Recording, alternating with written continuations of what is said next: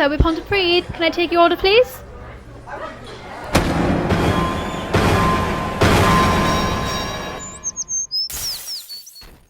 Hello everybody, welcome to the Gibbons Talks Boxing YouTube channel. Please subscribe if you've not done so already. I've decided to do another top 10 list similar to the lists I've done previously. And today I'm very pleased to be joined by Gary Lockett, a boxer who was very famous for scoring, I think it was 30 KOs, Gary, was in your career? No, 20 KOs? 22 as a pro and many more in the amateurs. So yeah, pretty good.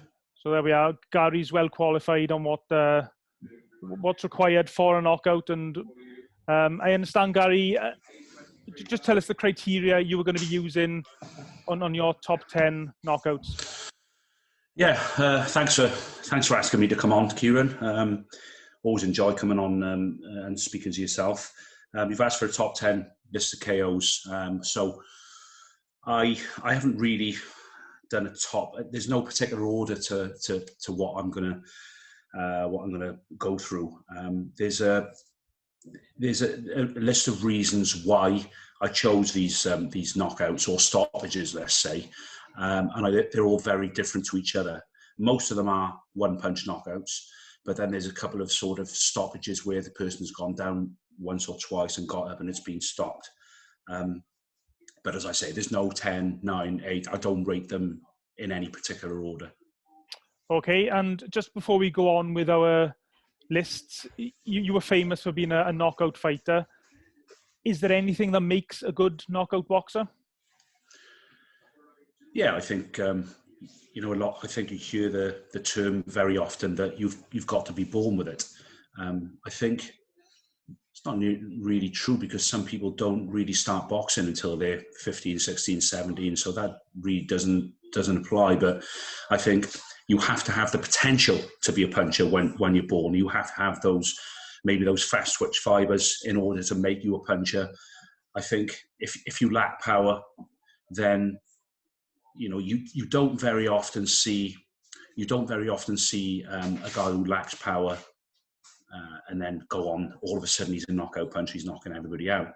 You do get amateurs that haven't stopped anybody or haven't particularly been a puncher in the amateurs go on to the pros and become big punchers. But I think that goes back to what I was saying. They've got the potential to be a puncher. Alex Hughes was one, for instance.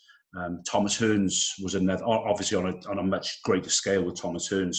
I don't think he stopped many amateurs, Thomas Hearns, but then he became a blistering puncher as a professional. Alex Hughes, he didn't even give anybody a standing count in 50-odd fights, but then stopped his first 3, and when he retired, I think he done 15 and stopped 8, and he was on a run of 4 stoppages. So, these things can differ, but I think in Alex's case, he was never going to be a one-punch hitter, but he had good power, so he always had potential to be, a bit of a puncher himself.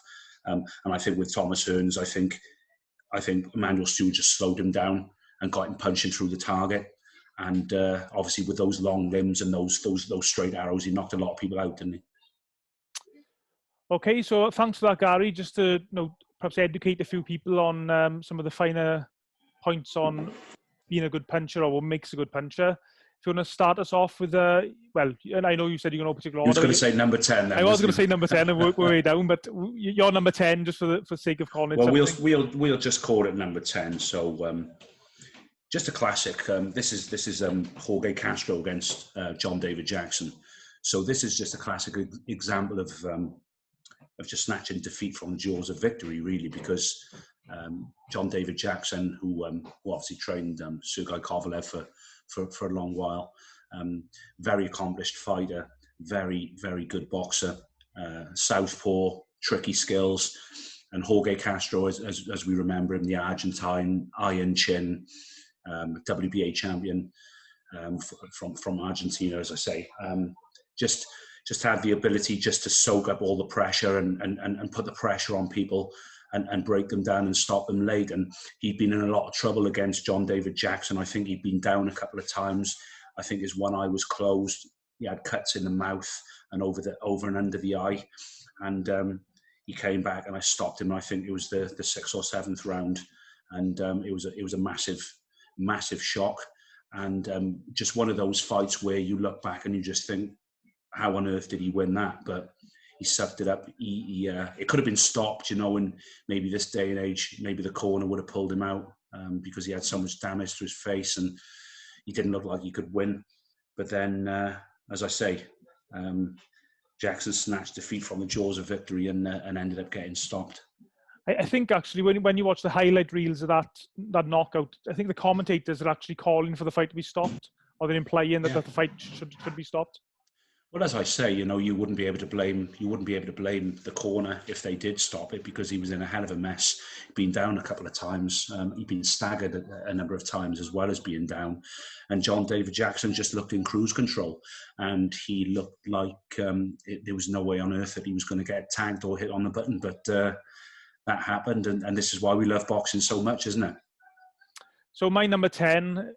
Again, really, I am really similar to you, Gary. I found it difficult when I actually put a list together. Yeah. Of a 10, I probably got a top 3, and all the rest can go anywhere really. But my number 10, if you want to call it a number 10, Costa Tszyu, when he knocked out Zab Judah. Yeah. Zab Judah was doing really well at the start, the first round or so, and Costa Tszyu just, when he allowed him that space for that right hand, put the right hand straight on the middle, right on the button. Zab Judah's legs just went from him totally, and he did probably unfairly known these days as the chicken dance. Yeah. He stumbled down the ring, and the referee rightfully stopped the fight. And which Zab Judah took offence at as well, and throttled the referee as well. Yeah, I think he tried to throw the stool as well, if I remember rightly. I think he did, which was complete insane act. But I agree. I can remember watching that fight, and it's one of those knockouts that you don't see very often, isn't it? With the way the fighter reacts, that Zab looked like he was on ice skates, didn't he, in the boxing ring? So it was a fantastic shot by Tszyu, and it was right at the end of those long arrows, and the power that Tszyu had right at the end of the shots was, I just mentioned Tommy Hearns, right at the end of the shot. It was one of those shots where he drove straight through the target, and look at the damage it done. It was a great knockout. Yeah, and I think without getting sidetracked, it just shows what a really good win it was for Ciaran as well, to be able to just walk through those shots to a certain extent, or walk inside those shots without getting picked off on the way in. It just goes back to my point. I mean, I know he didn't want to get sidetracked, but look what Hatton did. Hatton didn't allow him to punch long. Hatton always closed the distance. He didn't want to be at the end of those long levers, because that is where Tszyu's power was. I don't think he was so much. If you look at, he was a good hooker, the same as any puncher is, but a lot of his knockouts came right at that arm's length distance. So I think that's why Hatton got close and stifled his work. Great victory for Hatton as well. Yeah. Your number 9, Gary? Okay, so there was once a man called Mike McCallum that you remember very, very vividly. There was also once a great fighter called Donald Curry, whose unbeaten and unbeatable reign really came to an end by a fellow Brit, Lloyd Honeyghan. Honeyghan was given no chance, and he did what he said he was going to do. And in his words, "I'm going to smash his face in." That's exactly what he did. Now, years later, Curry moved up from welter to light middle, and he fought Mike McCallum for the WBC title, and I think I'm right in saying that Donald Curry he wasn't boxing McCallum's head off, but he was just beating him to the jab. He was beating him to the jab, and he was just getting out of range before McCallum could come with the comebacks. He was just that little bit sharper on the jab. However, when he was stepping back in straight lines with his chin in the air. And I think after a couple of rounds, McCallum noticed this, and he'd throw punches as a decoy to make Curry back off, and then he'd throw a big left hook or a straight right. He missed about 3 or 4 times, and then I think it was in the 5th or 6th round, he had him with a left hook, and he knocked him cold. Always had a soft spot for Donald Curry. I don't know why. I think probably because of the fact that once he got beaten by Honeyghan, I don't think he was ever the same fighter again. However, he did go up and win a light middleweight title after Mike McCallum beat him. But the fight that we're talking about was it was a devastating KO, and one of those KOs where as soon as the guy goes down, you can see that he's not going to get up, and that's my number 9. And I think I'm right in saying that Curry, he had McCallum wobbled at one point. He hit him with a good right hand, and McCallum's legs dipped. I'm not sure how badly hurt he was. But I don't know. You know, he had a cast iron chin, McCallum. We might have thought he was hurt, but yeah, I think Curry, he was on top at one stage, and it did look that he'd hurt McCallum at one point. But yeah, great victory for McCallum. But listen, you know, that's one of only many great victories that he had. Yeah, McCallum's one of those fighters, for whatever reason, his career has gone under the radar a little bit, especially now as time goes on. Yeah, I met him over in Texas when Jay Harris boxed Martinez, and he's a lot older than me, but he how can I put it? He's always looked like he's quite old anyway. But a bit like me as a guy. No, I wasn't pointing the finger at anyone, Ciaran. But no, I just a very polite guy. You know, I don't really ever ask for people for pictures, or I never ask for autographs. I'm not really that kind of person. But for Mike McCallum, you know, who I've watched since 10 years of age, I had to be cheeky and ask for a photo, and he obliged. Brilliant. My number 9, Castillo Corrales, the first fight, round 10. Great fight. I'm sure most people watching this will be boxing fans, and they probably know the fight I'm talking about straight away. The only thing when I watch that knockout is Corrales, does he spit the gum shield out? Well, he does spit the gum shield out. He knew what he was doing, do you think? Yeah, 1,000,000%. Just to gain that 1,000,000%. extra time. But listen, Ciaran, he played his hand. He played his hand, and the referee let him get away with it. So it's all to do the rules of the sport. You know, he played his hand, and if your boxer did that, you'd be patting him on the back. Yeah. If the boxer that did it was against us, we'd be screaming blue murder, wouldn't we? But no doubt. Yeah. Yeah, but that is a Hollywood style knockout, and where he was more or less out. Well, he was down twice. He's in really a lot of trouble. The referee could have stopped the fight and nobody would have complained. But somehow he was able to dig deep and just find the punches just to get the victory himself. Amazing. Well, funny you say that, because I was amazed that the referee didn't stop it. I think it was the second. I can't remember how many times he was down now, because my memory. Twice, I think. Yeah, I think it was the second time he's gone down on one knee and he's looking down at the floor, and you'd never be able to blame the referee if he'd stopped it. But it's like you said, it was like something out of a movie. The way that he came back, it was just that injection of pace. He saw an opportunity. He landed with one. His injection of pace, he threw a couple of shots, and then he saw him hurt, threw 3, 4, 5, 6 more. And it was almost like, you know, you're jumping out of the sofa. Wow. You know, because at the time I'm a neutral. I don't really care. Well, I wasn't really bothered who won, but, you know, after coming back from everything he did come back from, he was glad to see that that he won in the end. And obviously, rest in peace, because he's no longer with us. And I can't quite remember what his trainer, I think it was Dan Goosen, am I right in saying? Yeah. What he said to him in between the rounds, well, when he was actually putting the gum shield back in, but it was I can't remember, it was nothing technical. There was something along the lines of, you need to, I can't remember what it was, though. I'll have to go back and look. No, I know what you're talking about, but I can't remember the actual words myself. But it was very, very inspiring. I mean, Dan Goosen, he doesn't look the part, really. You know, he's got this quiff, this blonde quiff. He dresses in outrageous clothes, and he just doesn't look the part at all. But you see, the measure of a trainer is when their guy is in shit street, so to speak, is in a corner, in a tough place. And he always seemed to give those inspiring speeches in the corner. And listen, it didn't come off every time, but I think the things that we always remember is when a trainer gives an inspiring speech and the guy goes out and wins the fight from it. So, you know, very, very, very good trainer, and very highly rated. And if I remember, when I'm editing this video, if I remember to do it, I'll put the quote on the screen so fans can know what it actually is. Yeah. Okay. And okay, number 8, Gary. Okay, I've got it wrote down on my phone here. Okay, so listen, our own Lennox Lewis versus Hasim Rahman, the second fight. We all know what happened in the first fight. You know, Lennox got absolutely starched. I think he was on the movie set of Ocean's Ocean's 11, I believe, and doing a few things outside of boxing, and people say, you know, he should have been, his mind should have been on the job, and he should have been over in I can't remember where the fight was. South Africa. Yeah, South Africa, the fight. Yeah, South Africa. He should have been over in South Africa weeks and weeks before at high altitude training, and he only got there sort of 2 weeks before. Blah blah blah. Look, I don't think we'll ever know really why Lennox lost that first fight. I think it's probably because he got whacked on the chin really, really hard, you know, and sometimes there's no other excuse. There's no point trying to make excuses for people. What he did do was got back into training, had the return, and obviously did exactly the same to Rahman.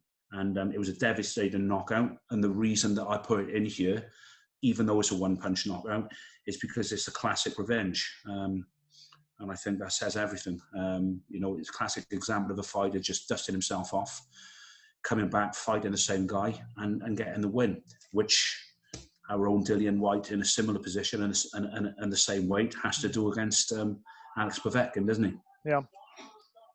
Yeah, the Lennox Lewis knockout over Rahman in the rematch, I think, if I remember rightly, he sort of threw almost half a hook, half a jab with the left hand to disguise the right hand, and he sort of blew a loop-in right hook. That's very well said, Ciaran. Well, thank you. Surprised me there. It's a feint hook. It's a feint hook, and it wasn't a straight right. It was a right hook, because as he threw the feint hook, Rahman moved away, so he threw the right hook and caught him bang on the button. And what a shot! Absolutely fantastic. And we all love Lennox Lewis, and we were all glad that he won the return. Fantastic. Yeah. So my number, where are we? Number 8. One of the most controversial fights in recent boxing history, the last 20, 30 years. Chavez-Taylor won the first fight in 1990. Yeah. Taylor ahead on 2 of the scorecards. All the commentators had him ahead. Literally the last few seconds of the fight, if people haven't watched the fight, go back and watch it. Literally the last few seconds of the fight, he gets hurt, he gets trapped in the corner. Chavez lands a few heavy shots, puts Taylor down. Taylor gets back up, looks in the referee's eyes, Richard Steele. Richard Steele asks him a question. Taylor doesn't give an answer where the referee's happy, and the referee stops the fight with 2 seconds left. That's right. Yeah, absolutely. Look, you know, I was a massive Chavez fan.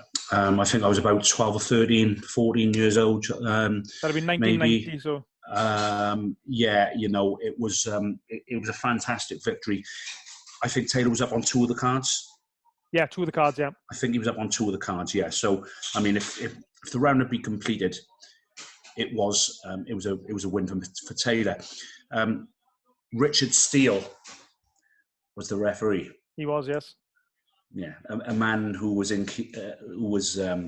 accused of being crooked in so many single situations. But what you have to say is, regardless, the clacker went. So people said, well, he should know. When the clacker's gone, he should know. He only has to let a fight go for 2 or 5 seconds, whatever it was. And it's the end of the fight. But look, a referee's job is, if a guy's in danger, he has to stop the fight immediately. So I don't really read into that clacker business. I mean, he could have let it go for 1 more second. The guy gets hit with a shot, and he doesn't ever come back to us. You know, he has a brain injury or what have you. So I suppose there's a debate that goes on and on and on still to this day, I suppose, you know, for guys that are fans of Chavez and Taylor. But for me, I think he called it absolutely right. Taylor was in no position to continue, I don't think, when he got it from the knockdown. No, I 100% agree, Gary. I think, Richard Steele's number 1 priority was the fighter safety of Meldrick Taylor. Yeah. And Chavez was only a couple of feet away. I know he should have been in the neutral corner. Maybe if he had waved the fight on, he might have had to stop Chavez, maybe make him go back in those couple of seconds. Would have been the difference between the fight ending and not. But of course we don't know that. Chavez could have just charged straight across and hit him with 1 big punch. Yeah, 100%. We don't know. And look, and safety is paramount. And you know, any referee that doesn't stop the fight when when the guy isn't in no position to continue, they shouldn't really be a referee, because they don't know what they shouldn't be in the sport of boxing. We don't really see it that often these days, do we? But then, I see fights now from like the 80s, the 70s and 80s. The one guy's beating the other to a pulp, and the referee's just looking at it. Not, you just could not have that these days. I think boxing these days is just a lot safer, and and thank God. Because some of the things I've seen in the past from like the 70s and the 80s and before is some of the black and white films of like Tony Zale and Jake LaMotta and those guys. They're literally staggering across the ring and they can barely stand. Yeah, they're staggering back to their corner, ready for the next round. Different world then. And just on the Meldrick Taylor, the Chavez fight. I mean, Meldrick Taylor these days, I don't know if anyone's watched YouTube interviews of him recently. He's got really bad brain damage from boxing. Meldrick Taylor, yeah. So, I mean, probably the referee done him a favour. I mean, it's impossible to say, really. There's no one single incident causes brain damage, but... No, I don't think so. I don't think there is. I think it's a prolonged sort of getting beaten around the head, I suppose. But then see with Meldrick Taylor, who's an Olympic gold medalist and a very classy fighter who didn't really get hit a lot in his early career. But then I think he went on too long, and I think he took sustained damage. And I'm willing to bet that that's why he's like he is now, going on too long and trying to stay in the sport. And just a footnote on Richard Steele.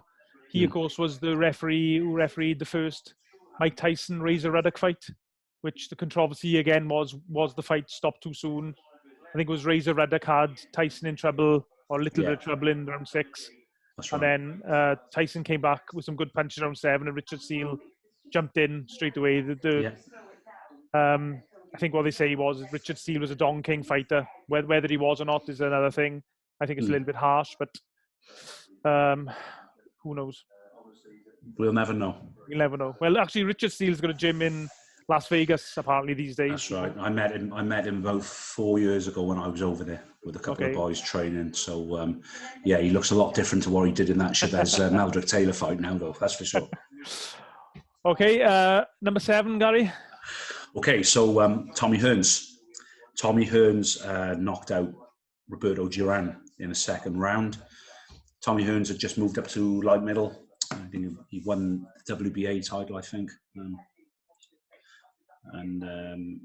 Roberto Duran was coming off a points loss to Marvin Hagler. Very good, very close fight. Pushed Marvin Hagler all the way with his silky skills. Obviously, Marvin was a brute. He just kept walking forward. Good jab, good work rate. But Duran with his silky skills on the inside, I think he made it relatively close.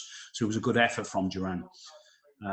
So he was expected to give Tommy Hearns a very, very good fight. But I think Tommy was just too fast, too explosive for him. I think he won the first round.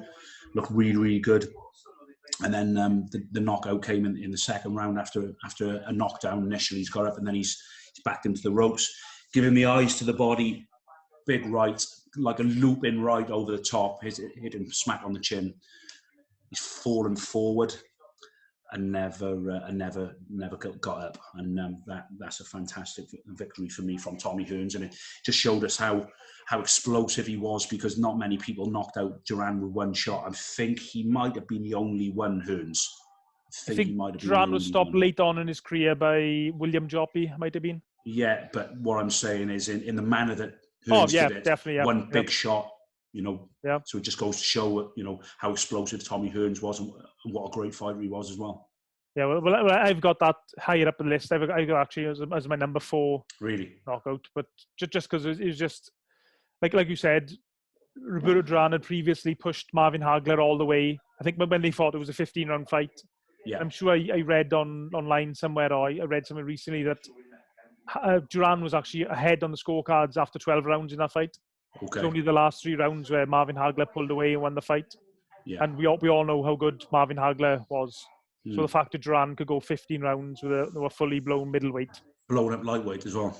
Yeah, and he started his career as lightweight, like you said. So for Tommy Hearns to do that just shows you the power and the speed and the timing of Tommy Hearns. That's right.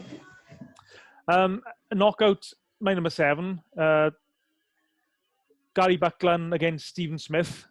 Just want to say I really like Gary Buckland, really nice guy. He's always No need to explain yourself. great. Well, I feel I need to, because when you bump into people, I just I like Gary is what I'm saying.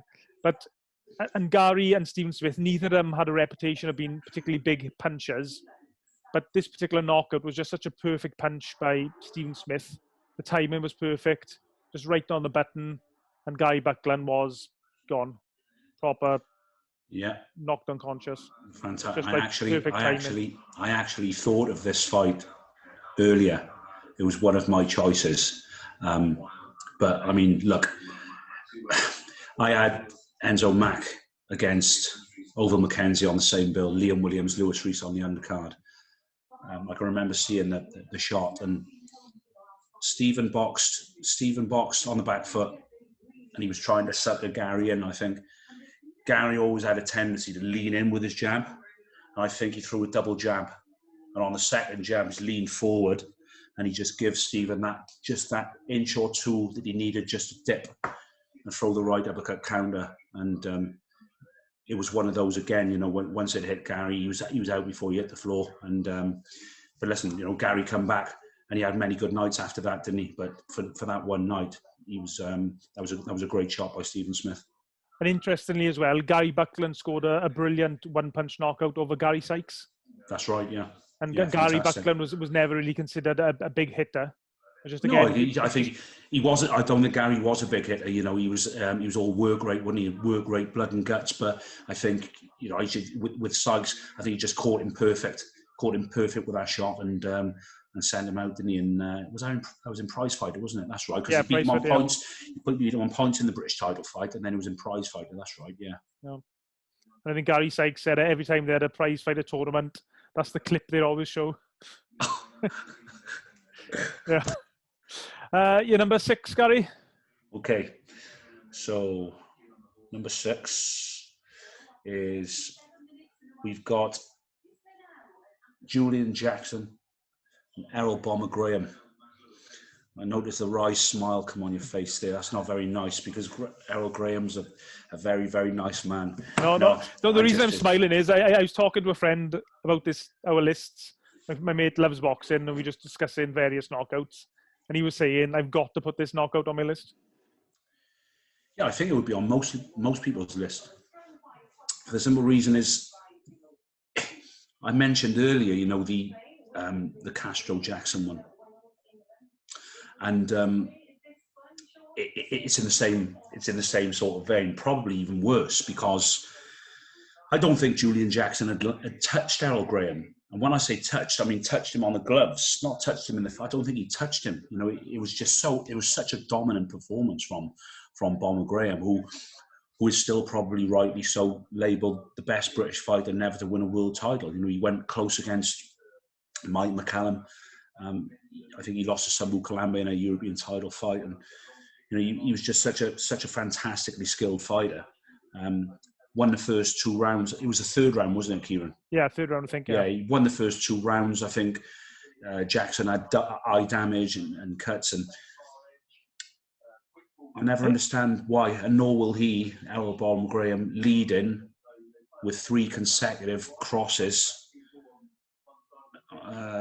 when you're in against such a devastating puncher like Jackson. But listen, I can say that in hindsight, because if he got away with it and he didn't get caught with a shot, then we wouldn't have even noticed, But he led with a cross, then another cross, and I think he's led with a 3rd cross.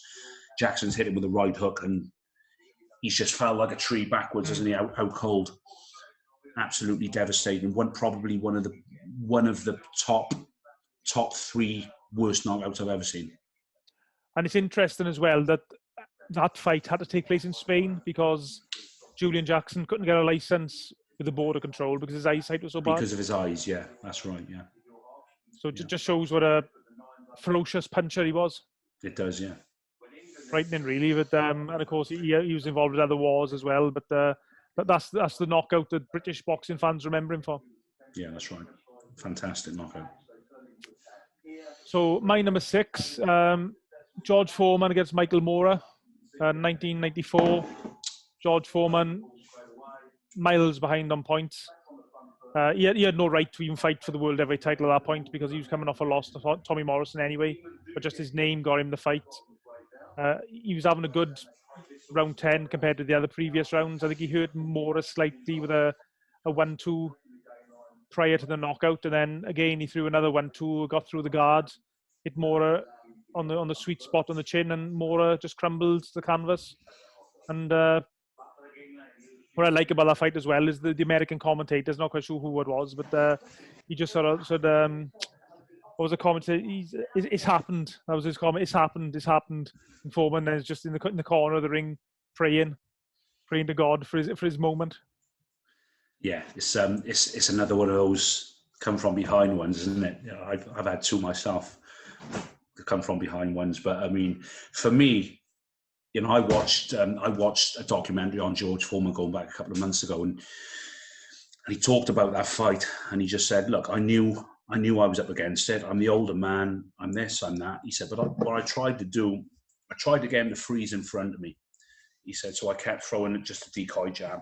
He said, "But my corner was sort of badgering me, saying, 'Stop throwing that jab because you're getting hit with right-hand counters all the time, lead jab counters from a southpaw.'" And he said, I was doing it to try and position him where I want. Now, I don't quite understand what he means by it because he doesn't go into detail. But then, like you said, I think he's thrown. And George Foreman was a strange kind of fighter because he never had any defense. He put his hands out in front of his face like this to stop the punches coming back. I think he used to box his hands sort of like that as well, didn't he? Yeah, but then his body. like people throw punches and he goes like this. He tries to block them with his hands, which I never understand. But he never really had a defense. But then when he throws his punches, it's just not technically correct, but it worked for him. His punches goes back to his hips before they go back up to his chest. So he's thrown a 1-2, bump, and I think he stunned him momentarily. And then he stepped forward and he threw it. I think it was a double jab right, but he didn't try to hit him with the two jabs. I think he pulled with a double jab through the right, and bingo. So who are we to say that he wasn't conventional and he wasn't technically correct? Absolutely fantastic. And for a guy that old, I'm 44 now and I still train every day. But Jesus, do I feel it? But for a guy that age to do that at that level, at world level, is just unthinkable for me. Amazing. It's interesting as well. I think people make the mistake, and I have actually looked at this. Foreman didn't score many one-punch knockouts in his career. People think he's a massive one-punch hitter, but if you look at most of his fights, even in his early days, most of them were just he hit people with big shots. They were hurt, and he just piled on the pressure. Yeah, he stunned them, and then sort of followed up and stopped them. Yeah, I know what you mean. But I think he was more heavy-handed. Yeah. Than someone who sends someone out with one shot. I think the people who send someone out with one shot are the explosive sharp hitters. But with George, I think he could knock the horse out with one shot. But I think he was heavy-handed rather than sharp with his shots. Another one of Foreman's knockouts I like because it's not on my list. But when he knocked out Cooney, when he just that was nasty. He had him stunned, and he hit him with the uppercut, was it? He just sort of walked out very casual, uppercut. And, yeah, wasn't it? Because Cooney had lost to Spinks, didn't he? I think they were trying to rebuild Cooney after Spinks, and they put him in with this old guy who he was expected to beat. And George really performed well, didn't he? And got him out. Was it first or second round? I think second round. It was the second round, yeah. Yeah. And he into next week, didn't he? So, yeah. Great old George Foreman. So, number 5, Gary? Well, in no particular order, number 5. Okay, so James Toney versus Michael Nunn. Let's not forget, James Toney was relatively unknown at the time. I think he come through a hard system. Was he not in the Kronk, James Toney, at some point? I think he might. He lived in Detroit, didn't he, for a while? So he came through the Kronk system. I'm not sure if he's trained in the Kronk when he won the world title, though. No, he didn't when he won the world title. But I heard many stories of the sparring in the Kronk because my old trainers, Brian Hughes and Pat Barrett, when Pat was fighting, he did a couple of camps over with Emmanuel Stewart, and I heard a few of the sparring stories. Absolutely shocking. There's 30, 40 guys all gum shield, head guards waiting to go in. One gets knocked out, the next goes in. One gets knocked out, next comes in. It's like a conveyor belt, unbelievable. But back to the point at hand, Tony had a very tough upbringing, not a massive amateur career. But Michael Nunn, he turned in the golden boy. He was probably the best pound-for-pound fighter in the world at the time. I think he was well ahead on points, and Tony stunned him in the in the 11th round. Finally caught up with him, stunned him, and knocked him out. And if we look to see what Tony went on to achieve after that, it's just, and it goes back to what I say. You know, we deal with all these fighters, don't we? You with interviews, myself training them. Small hall guys, small hall fighters, selling all these tickets to try and get on bills, fighting journeymen, doing this, doing that. Half of them must feel they're a million miles away from fighting for a British title or something like that. Well, you just need a bit of luck in boxing, don't you? And don't get me wrong, obviously when James Toney fought Michael Nunn, it was a world title fight. He battled hard to get into that world title fight. But that just bit of luck, carried on. He was way behind on points, carried on, and he made his own luck, landed that one shot, and then went on to be a global superstar. And that's one of my favourites as well. Yeah, and it's Michael Nunn, as you mentioned there. He was being sort of groomed as the next big boxing star at the time. Well, he was at the time. He was a superstar. He was one of the pound best, wasn't he? But then after that, his career really nosedived rapidly, yeah. And he obviously went to jail for the drugs and whatever. A bit of very harshly treated for his. Only now recently got out of jail as well, I believe. Yeah, I think last 12 months or so. It was a minor drug offence, though, wasn't it? It was a minor drug offence, and he served 20 years. Yeah, something like that. I think in America, the 3-strike rule, where if you get caught for the same crime 3 times or something. Yeah, 3 strikes. That's right. That's reason. Right. So totally unfair, but we won't get into the American legal system, or we could be here a very long time. Yeah, definitely. My number 5, going back quite a bit, and this is a knockout that my uncles used to tell me was the best knockout of all time. Gene Fullmer and Sugar Ray Robinson, their second fight. Yeah. It was actually on one of Mike Tyson's greatest knockout videos. Is probably when I first watched this knockout. The Fullmer was pressuring Robinson. Robinson, he was still in the fight, but he was the older fighter. He was getting out tussled, if you like. But I think he noticed with Fullmer that every time he threw a certain shot, he'd drop his right hand. So then Robinson, as he backed himself onto the ropes, just threw a perfect left hook, caught iron-chinned Gene Fullmer right on the button and just knocked him out. And Fullmer actually, he said on the Mike Tyson's greatest knockout videos, he said that he was so badly concussed that when he was in between the rounds, he said to one of his cornermen, he said, "God, Ray Robinson's in great condition. Why is he celebrating in between the rounds?" He thought the fight was still on. He didn't realize it was Robinson's actually celebrating the victory. He was getting ready to go for the next round, but and all the journalists ringside said was, "No, that is the perfect punch." Yeah, it's funny because what I've done is I've chosen 10 of my favourites, but I've chosen them in my lifespan, if you like. So from the age of me being 10 to quite recently, and I think most of the fans that are watching or will watch this will be able to remember all of the fights that I've came up with. I did think about putting a couple of the real old ones in, very famous ones, like Ali Liston. Obviously the start of Ali's world title reign and greatness. But I just thought that maybe it's better just to focus on my lifespan and my favourites. So I'll be honest, I don't think I've seen that one.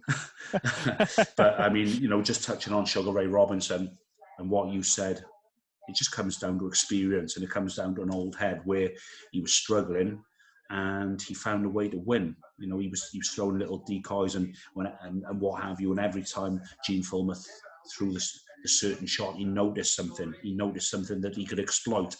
So it just goes to show that there's no substitute for an old head. So your number 4 on your list, Gary? Okay, so Mike Tyson, Trevor Burbick. Not a one-punch knockout, and I'm not the biggest fan of Mike Tyson. You know, I don't even ever go into this thing that Mike Tyson was one of the greatest heavyweights, because I don't think he was. But I mean, he was an extraordinary talent at a younger age. And when he was 20, I think I was 10 or 11. So you can remember boxing on ITV with Jim Rosenthal as a commentator, and I'm very happy to have worked with Jim Rosenthal on Box Nation 5, 6, 7 times, and he's a great guy. But let's stick to the subject. Mike Tyson, at the age of 20, boxed Trevor Burbick, who was WBC champion, and burst onto the scene with I suppose it was a one-punch knockout, but he actually went down 3 times from a short little left hook on the temple. He dropped 3 times, and you know that was just a remarkable performance for a 20-year-old heavyweight against an experienced WBC champion. And he made mincemeat of him, and obviously that was the start of Mike Tyson's heavyweight reign, and a great victory. Yeah, it is amazing now, really, when you think of it, that Mike Tyson was 20 years old and he was a world heavyweight champion. 20 years old. I think of youngsters living in my village, and youngsters I see about 20 years old, to think of you. And they're kids. Yeah. They're kids. They can't make themselves a sandwich. They can't wipe their own backsides.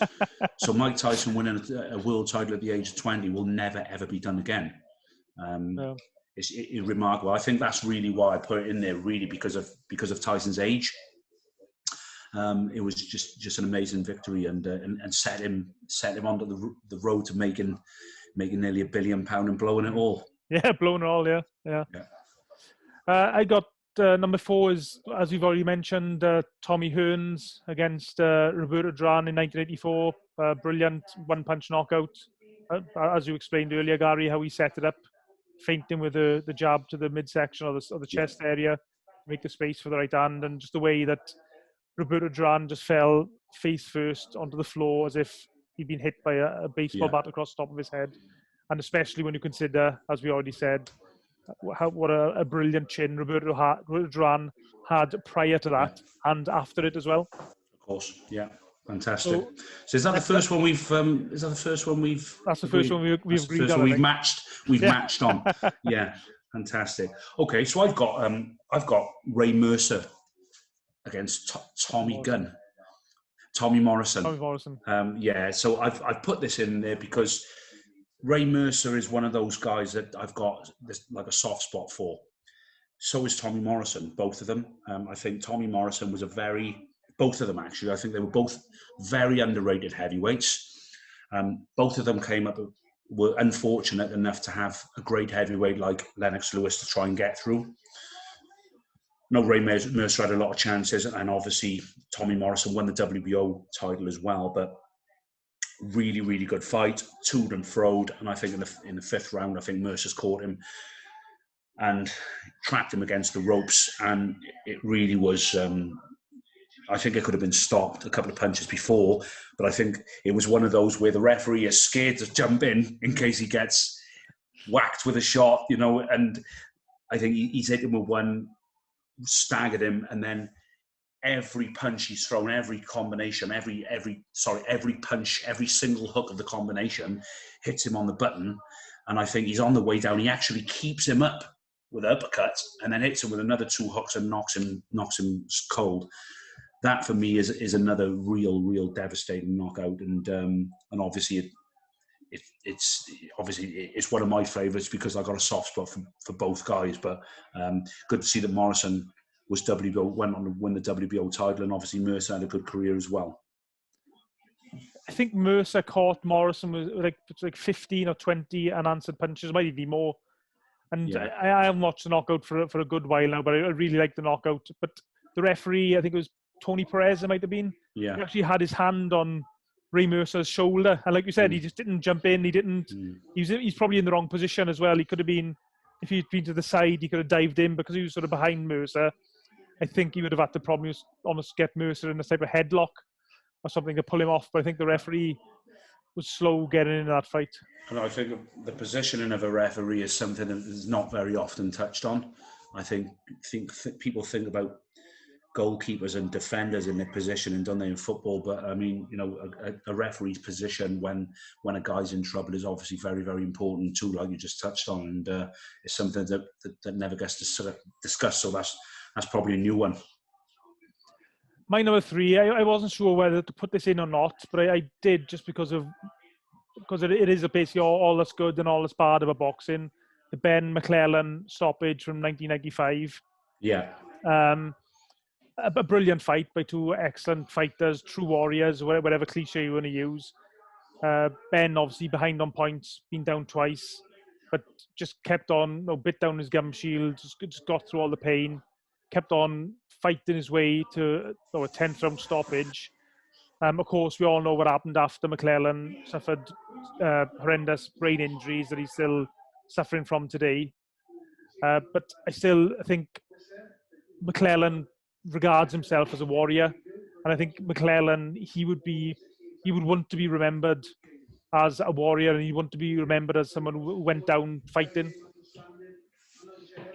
Yes, I can remember the night. I can remember where I was.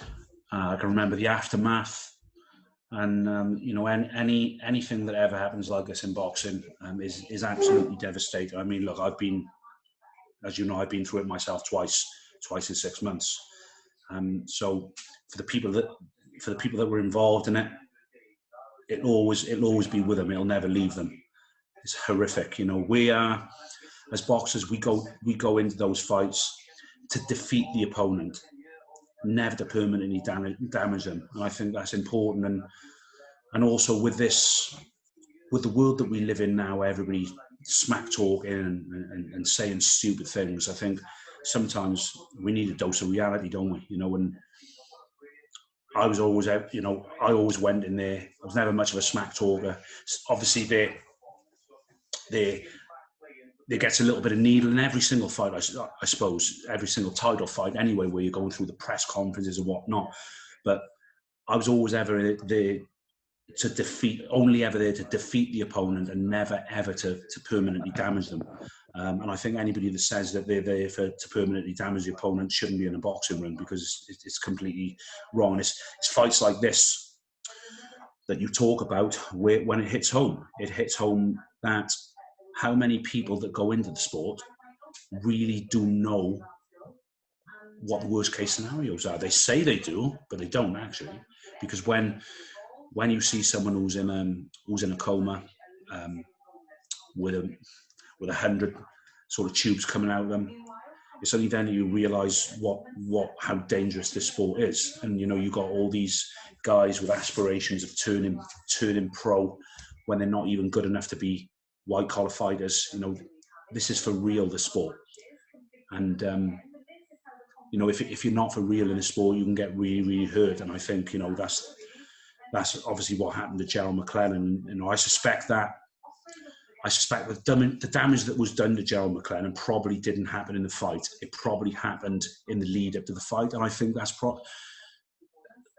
you know, I've spoken to quite a few people on this subject, and you know, that's probably what happens in most of these fights. Is the damage is probably done with over sparring or sustained hard sparring, and then you know, it just starts off in the sparring, and then in the fight, maybe you're dehydrated. You know, maybe you haven't given yourself the best start by making weight in the proper way. Don't forget, back then, Ciaran, I think this is the day when they made weight on the day. Am I right?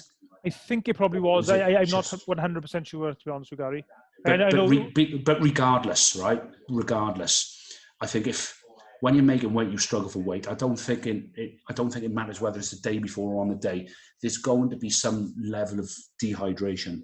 So that added to maybe something that's happened in sparring. It might be only a slight bleed in sparring. I suspect that's happened to hundreds of fighters, and they've gone into the fight and nothing's happened. The bleed hasn't got bigger. Yeah.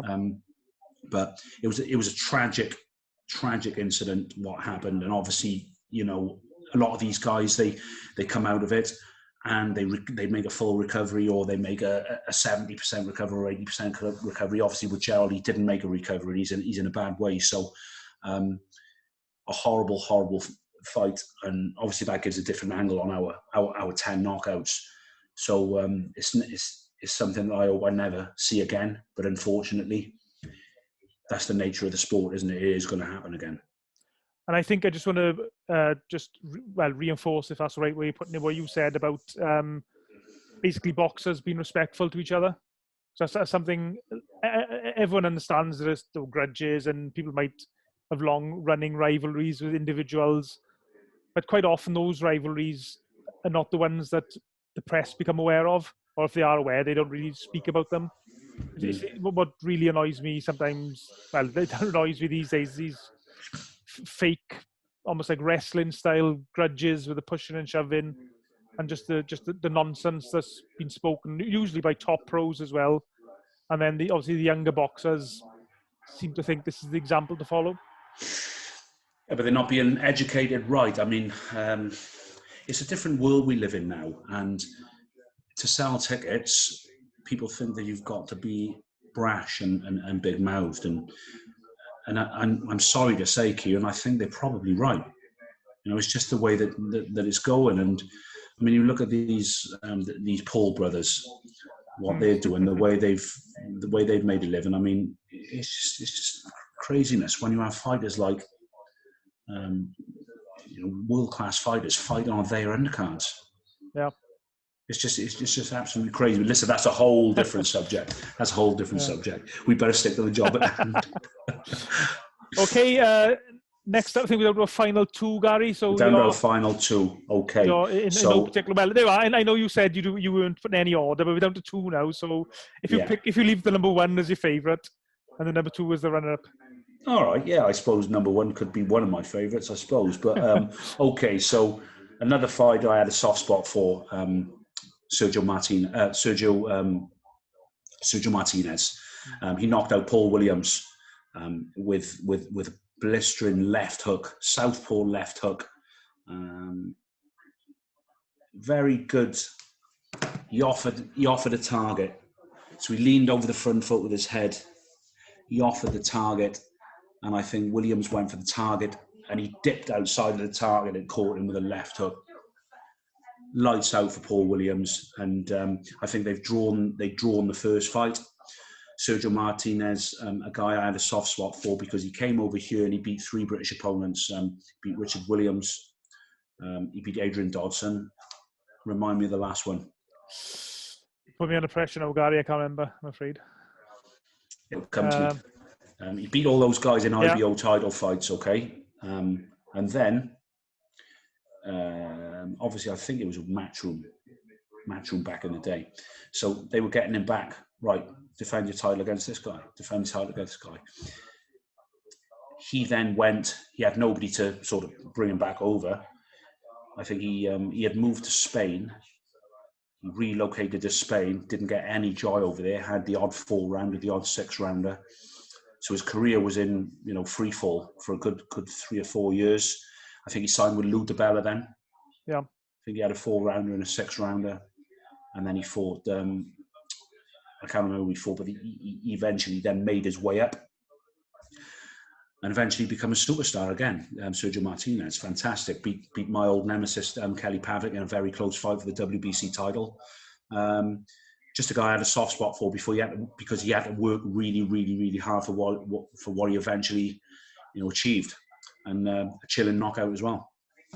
And also, as I think you alluded to there, a really nice guy as well, because I remember he was at the WBC Night of Champions, I think they called it, in Cardiff in 2010, and he was there. And unless you knew exactly who he was, you wouldn't have realised he was a world champion boxer, because he was so down to earth and so quiet, and so he didn't have any. He was just you wouldn't even know when he's a champion boxer. He was just so normal, unless someone pointed out to you or you knew who he was or you recognised him. Yeah, well, isn't that a breath of fresh air? It's but in fairness, I think most fighters are very approachable, and I do a little bit in the media, as you know, and all the media guys always say boxers are by far the best guys you could ever work with, because you have access to everything they do. Whereas if it's a football player or a rugby player, you just have not got access. You go anywhere in a club. Well, you can't come in this door. Well, you speak to a boxer. Yeah, come to the gym and interview me. Yeah. You can go. You can walk straight in the gym. There's no security. There's nobody stopping you, and you have first-hand access. Hiya Joe. Hiya Gary. Hiya. So, you can see why they're so impressed. And I mean, I've been in quite a few big fights as a pro myself, and then obviously as a coach as well with many different fighters. And we had the BBC come over with us to Texas with Jay Harris. We had the BBC follow us to Germany when Enzo fought Jürgen Brammer.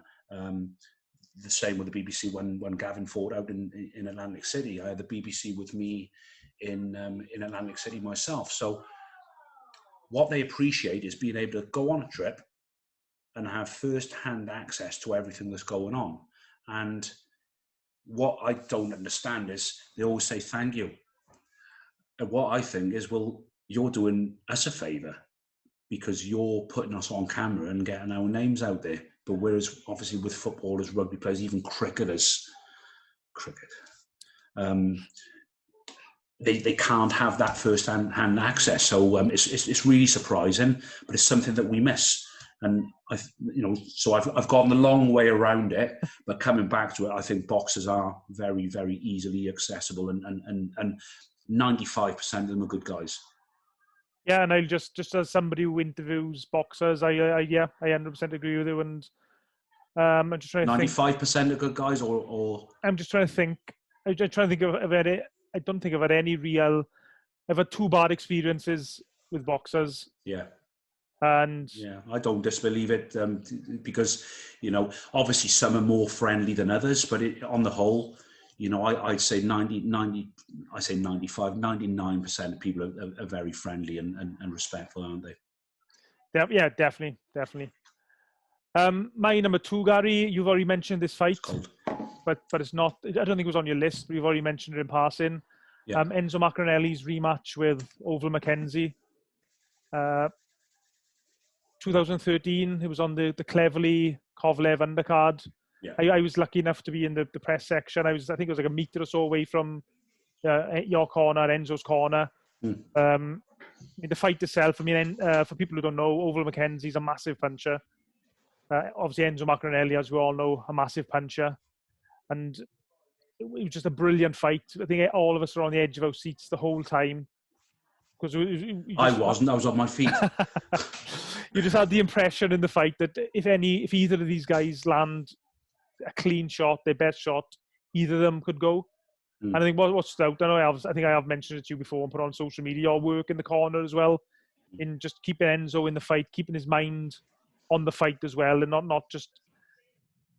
I know Enzo's style is he's a gunslinger, if you like. He likes to throw big shots. He's aggressive, but try and fight within a game plan, I think was what you were doing on the night. Trying to, but you can't teach an old dog new tricks, can you? So, Enzo came to me and I just said, look, you can punch. Big deal. Everybody knows you can punch. So the best thing for any puncher to do is stop trying to punch hard. And I know that sounds stupid, but stop trying to punch hard, because when you try to punch hard, you go over the front foot, you leave yourself an open target, you become erratic. All Enzo had to do was box. All of his career, that's all he had to do was just box, use his jab, keep his hands up, slip plenty of slips and head movement, and come with the counters. And he's going to knock most people out. And just try to take him just back a little bit to basics. And that night, I wouldn't say we got it right, because I think the fight before Andy boxed a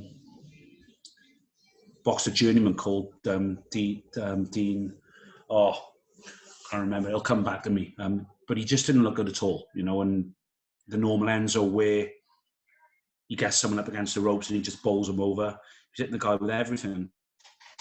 He just wasn't really making an effect. So for me, I don't think he ever should have moved down to light heavy. And I told him this. But I said, look, we got to fight with Oval now. We just got to come up with the best game plan. And I can remember saying to Enzo to basically just walk him off, not run, but just walk him off instead of just backing him up. Just walk him off, let Oval come to him and hit him with the counters. But fair play to Enzo. He said, "No, I ain't doing that, coach. No chance." He said, "I ain't doing that." He said, "That's not what." I said, "Yeah, but I'm trying to." He went, "Coach, I'm not doing that." Oh, okay. I said, "So if you're going to do that, we've got to improve your defence." So I went back to the Brian Hughes School of Boxing. It was none of this crash bang wallop. All these pad combinations, all this rubbish pad work.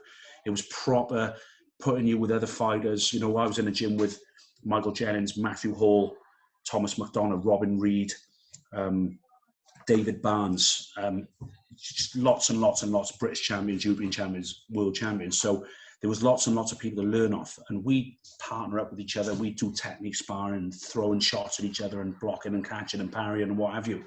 So I took Enzo back to that, and I think it was quite monotonous for Enzo, but I think he'll admit now that he did take something from it, even though he was nearing 30 or 30. I can't remember. He was 30 odd, wasn't he? Yeah, it'd been 2013, yes. We was just 33, 40, so yeah. Would he? 33? Yeah, something like that. So, long story short, he comes through a few tough moments to me, and I can't remember actually sitting down. I was on my feet. I got warned by the officials. I don't know how many times to sit down and shut up, but I couldn't because I love the guy, and I was in there with him, and I couldn't shut up, and I tried to do the best I could in the corner, and thankfully it was the right thing. Mentioning his father, God rest his soul. I'm going to mention his father at the end of the 7th or 8th, and something spurred him on. I don't know if it was me or the thought of his father, but I think a couple of rounds later he knocked Oval out with I think it was a right hook, left uppercut, which it's always sweeter when you've been practicing a certain thing in training and it comes off in the fight. And it was a great victory, and probably our best victory together, and great victory for Enzo. And yeah, Mackenzie actually was out standing up. He was unconscious. Very strange, wasn't it? Sitting knocked on the out, ropes standing almost. up. I don't think he was actually sitting on the ropes. I think his legs were stiff. He was just standing up, but sort of huddled over. Yeah. Very strange knockout. But a great night for Enzo. And what I remember about that fight as well, it was a boiling hot night. I think it was in August. I'm sure it was around that sort of time, so it was hot anyway. Yeah, it was August 2013, yeah. Yeah, so it was very hot in the venue. I just remember being full of sweat, and the only time I could really relax in the fight was in between the rounds. There was just this constant tension. Yeah. Just was because both of them were throwing big shots. You were, so I think it was to my left, screaming. It was just the sense of relief at the end when Enzo won. Oh, amazing! What an amazing night! It was absolutely fantastic night. And, so I'm glad you chose that one. That's fantastic. So, your number one, Gary? Well, the number one of your last two. Okay, yeah. Okay, so I've got a quite unheard of guy called Manny Pacquiao. But I should have really said Juan Manuel Marquez first, because I believe after Marquez getting, I wouldn't say robbed, but being very unfortunate in the first 3 fights. Yeah. They had a 4th fight, and Marquez knocked Pacquiao cold. One of those knockouts, again, we've said this time and time again tonight, as soon as he's gone down, you don't even have to look back. You know that it's the end of the fight. He's out cold. He's not going to beat 100. And it was just timing. Juan Manuel Marquez, probably the best counterpuncher I've seen, and I don't mean one shot. Marquez, he throws punches in bunches on the counter and hits people with 3, 4, 5 shots. Didn't take 3, 4, 5 shots against Pacquiao because I think he timed it just right. Now, a lot of the time, Pacquiao's on his feet. He's constantly on his toes, on his feet. And a lot of the time, he jumps into the jab. So he leaps forward into the jab. Being a southpaw, Marquez has timed it right. He's dipped over to the left. He's let the jab go over his shoulder. He's put the right hand just down the middle, caught him. Sweet, perfect. The timing, I don't think you can pick a better shot for the guy landing the knockout punch. You know, his timing. I don't think you can pick a better shot in boxing. Well, as far as I'm concerned, you know, that's one of the best I've seen, or the best I've seen.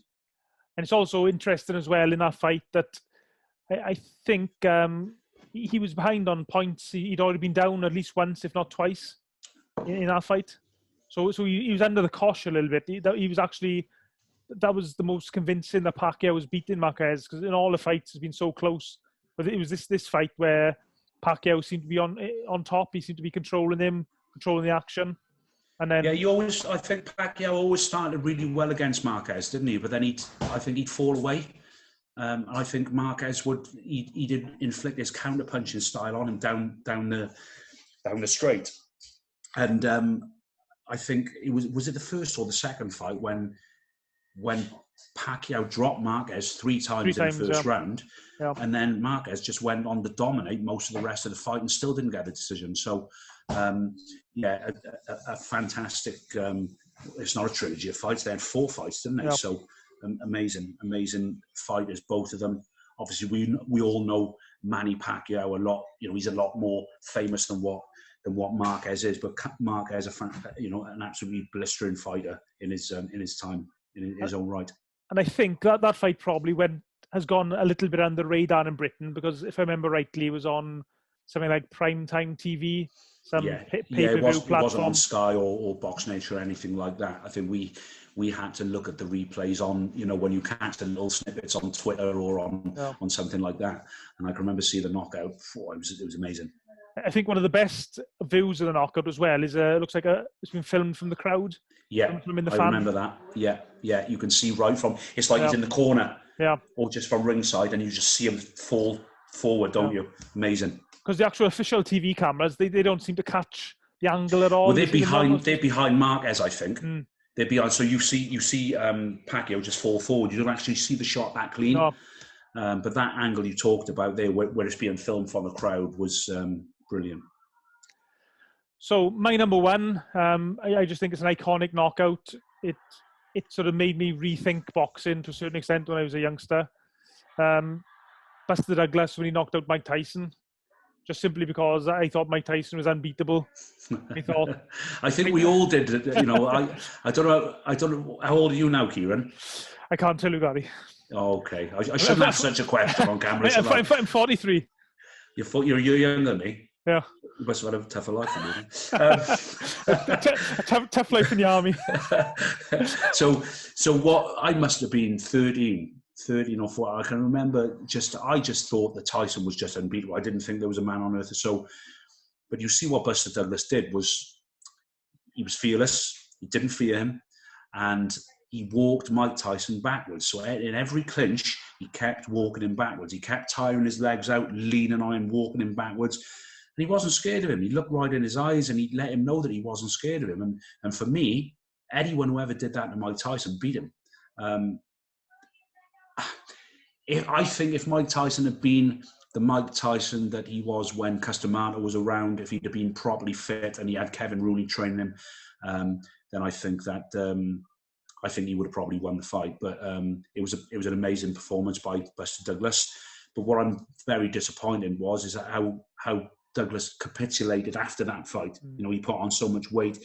I don't think he even tried against Evander Holyfield. That's not taking anything away from Holyfield. But again, I keep going off on these tangents because I could talk boxing all day. But no, what a great victory for Buster Douglas. You know, put his name down in the history books, and he did something that nobody in their right minds thought could happen. You know, someone to beat Mike Tyson.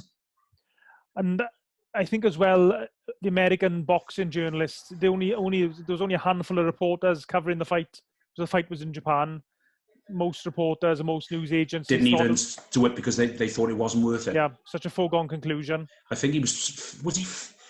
I can't remember. Was it 26 or 50 52. It was something like 20. The figures I got in my head, either 26 or 52-1 or something like that. 42 to 1. Oh, was it? Okay. One Las right, Vegas. so I was wrong on both counts. You were in between. Yeah. I think one it's a bit of a it's not quite a myth, but I think one Las Vegas bookies had him at 42 to 1 at one point. Yeah. But I don't, which goes to show what an unreal victory, because the people that don't remember it, the youngsters, they look back on it and they go, oh well, because they know the history, what's happened since. He went on to be, a guy that was remembered to be, but people just don't realize how big and how unbeatable everybody thought that he was at the time. It was probably in my time. Yeah, I'd say in my time that's the biggest upset I've ever seen. Buster Douglas over Mike Tyson, definitely. Yeah. Can you think of it as something that compares? The only thing that compares, and it's not even a famous boxing match, it was a boxing match when I was in the army. There was a guy with a real reputation as being the toughest guy in Aldershot. It was a garrison town full of paratroopers. So he had the reputation as being the toughest guy in Aldershot. And in one, I'm not going to mention his name because he might be watching this, but in one fight, he's boxing, and he, similar to the Manny Pacquiao Marquez fight, he leaped in to throw a punch, and he just caught by a massive shot, and he got knocked out. Yeah. I just remember that the same sense of disbelief. Yeah. That we just could not believe that this guy had been knocked out. Yeah. And the whole venue, maybe it was the whole regiment, there maybe 2 or 3 regiments, the whole place just went quiet. I could not believe what had just happened. Yeah, it was unreal. But it's 2 things last night, isn't there? Touching on last night, the Josh Kelly fight with Ciaran. Yeah. And I text Carl Greaves earlier, wishing him all the best, and I just had to say, look, I had an interview with Boxing Social. I actually went for Kelly, but when you're not confident in the pick, you just go for the pick because you just don't know who to go to. I mean, I knew Avanesian's strengths, but I just thought with Adam Booth being so confident, and he's a very switched on guy, I thought with him being so confident, let's go for Kelly on points. But Avanesian, very much in the very similar performance from Gavin Gwynn the night before. Yeah, I was thinking that. Yeah, very similar performance. I only said this earlier. He realised that he couldn't outbox Josh Kelly, and if he left Josh Kelly alone and he stuck to arm's length, he's going to get his head boxed off. And I think that was the same with Gavin. He realised he couldn't outbox him, so he literally walked him down.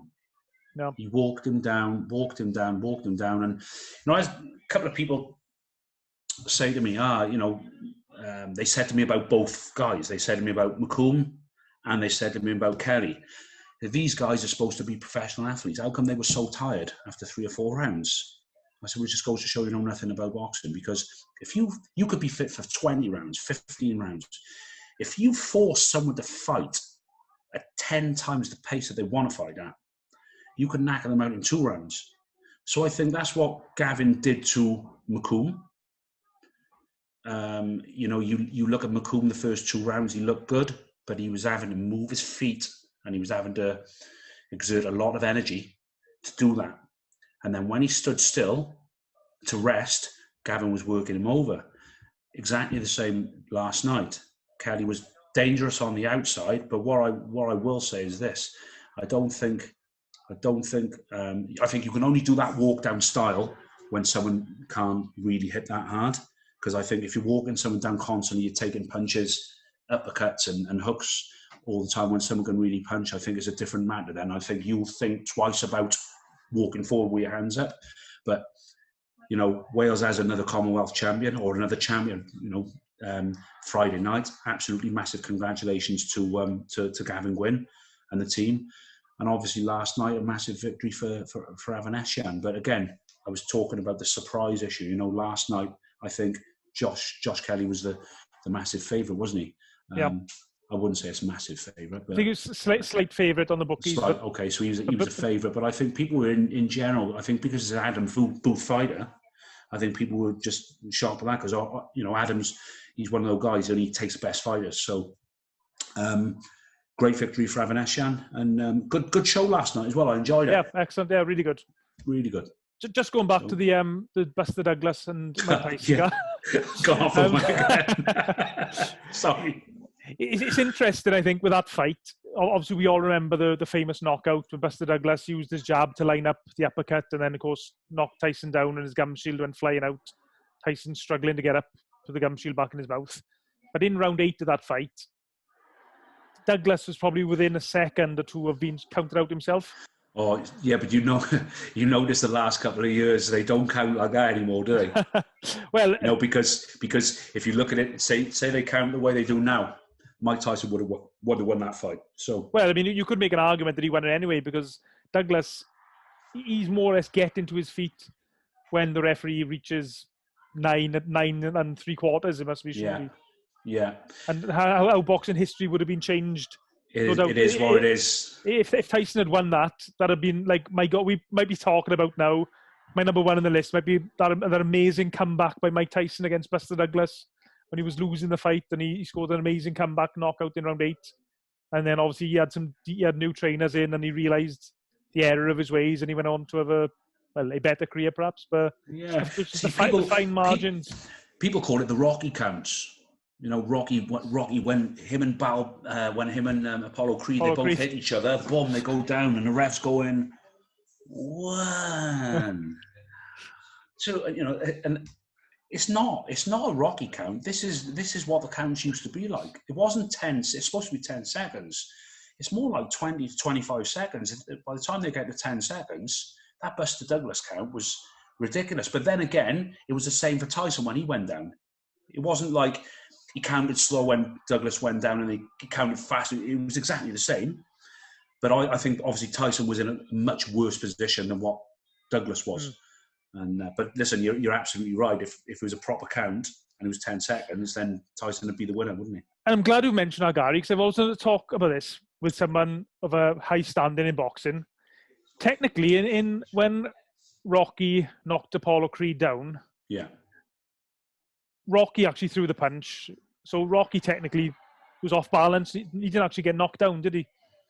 No, he didn't. He didn't. But then, see, what actually happened, what happens next, I don't know. Because the rules is obviously Rocky, he's thrown the punch, he's meant to. So what does the ref do? Lift Rocky up and count Apollo? Well, I suppose the referee he could get Rocky up or get him to his feet and he could pick up the count off the timekeeper, maybe at 7 or 8, wherever he's at, maybe. You've had a lot of time to think about this, haven't you?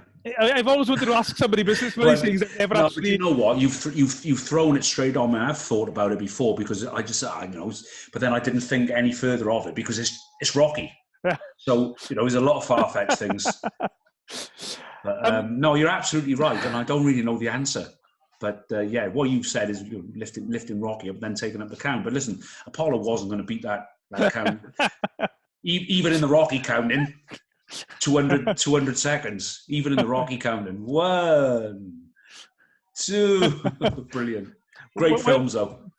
When people click on this video on YouTube now, they're going to be seeing, Gary Lockett's top 10 knockouts, and they're going to flick through it. Maybe this point, they say, what are they doing? What are they doing talking about Rocky? Yeah, fantastic. So, Gary, what just quickly before we go, what were some of your favourite knockouts from your boxing career? I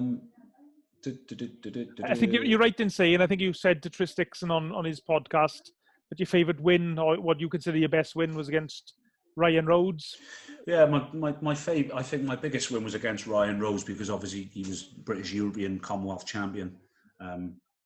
And fought for the world title a couple of times, fought Canelo. So had a good victory over Ryan back in 2006 in the Millennium Stadium. Fantastic victory, and Ryan went on to win titles after that. So that was my best win. But my best knockout of my career was against Kevin Kelly, who was a double Commonwealth champion. He fought for the world title against David Reed. Very, very, very, very accomplished fighter, Australian guy. And you'll remember years and years that we boxed Chris Pyatt. Yeah, I remember Chris Pyatt. Won every single round against Chris Pyatt and lost on a unanimous decision. And people are just going, what's happened then? But Chris Pyatt, I think Chris Pyatt went on to be WBO champion after that. But Steve Collins beat Chris Pyatt in the end? Yeah, I think he did. Yeah. But so a couple of couple of really good knockouts in the pros. I was watching a couple earlier because Eric Guy, you'll know Eric from London. Eric, yeah. Eric sent me a few videos down, so that was great. So watching a couple earlier, but people of note, Kevin Kelly and Ryan Rose. But then in the amateurs, there were many. You know, in the European juniors, I had a couple of really good stoppages or knockouts, and then all the way through. I won the NABCs 3 times and schools, Gaelic Games twice, Golden Gloves twice. So yeah, there was lots of good memories and lots of stoppages and knockouts, and yeah, good career. And if those days are gone, and but they certainly were the days, the great days. I remember I heard a rumour a good few years ago now. I think you were training in Tlantry Centre in Darren Wilson's gym at the time, or training your fighters there. Yeah. So were you offered a place in one of the prize fighter tournaments? No. Or was that just a rumour? No. I was never. Even if I was, I wouldn't have taken it, because when I retired at the age of 30, and you know, I've always been. I like to think anyway. My wife would probably disagree. I've always been quite switched on, and I never. What are you laughing at? So you know, I've always liked to think anyway that I've been quite switched on, and I knew that it was time to go. You know, I was never really a massive. I never loved the sport. I never, you know, some of my fighters, they love it. You know, they watch all the fights and they love training, they love fighting. I never really loved any aspect of it, and so for me, after the Pavlik loss, you know, I had a few houses that I rented out and a bit of money in the bank, and I just thought, look, I'm going to do something else and put my time into something else and give someone else a chance, as they say. Okay, Gary, just one last thing. I'm right in saying as well that your fight with Ryan Rhodes is not available on YouTube or anything to watch? No, it's not. I've got it. Oh, you've got a copy, have you? I've got it, because I tell you who sent it to me. It was I think it was Danny Winterbottom, because I put a message up on Facebook, because I'm friends with Ryan, and I just said, I think it's the 30th or 40th year anniversary about a fight, and I said, you know, respect Ryan, and we respected each other from, you know, before, during, and after the fight, and that's the way it should be. And then people were all asking, where can I see the fight? So then Danny Winterbottom said, you know what, I'm sure I've got that on my hard drive. And he was good to his word, and he sent me the fight. So I've got it, but I've got it on WhatsApp. Okay, well, if you could, yeah. I mean, I was there that night. I mean, I did have a few beers. But, as you do. As you do, yeah, as you do. I think that was the Calzaghe Manfredo card. No, I boxed Lee Blundell that night. Right. They put me on right at the end when everybody left. Oh, right. so all my fans went right down the ringside. So it was great for me, but not hanging around all night wasn't so good. But no, it was. I think Calzaghe pulled out that night. So I think it was Danny Williams against Matt Scout, Michael Sprott or Matt Skelton. Yeah, I remember. Yeah, I was there. Something like that. Probably, yeah. Okay. There we are. Okay, Gary. There. Yeah, brilliant. So, for those of you stuck with us for the hour and a half, how long it's been, like this. Let us know what you think of mine and Gary's lists. Let us know if you agree. Let us know if you disagree. Let us know your opinion on the Rocky incident, which we discussed. And thanks for joining me, Gary. I really enjoyed it. Yeah, I enjoyed it as well, Ciaran. Brilliant, and good to see your list as well. Obviously mine's better, you know. Of course. But good to see you, Gary. Hopefully I'll see you in person sometime in the near future. So, thanks, Ciaran. Thanks very much. Cheers, Gary. Cheers, mate. See you, mate. Hello, so we're Ponte Breed. Can I take your order, please?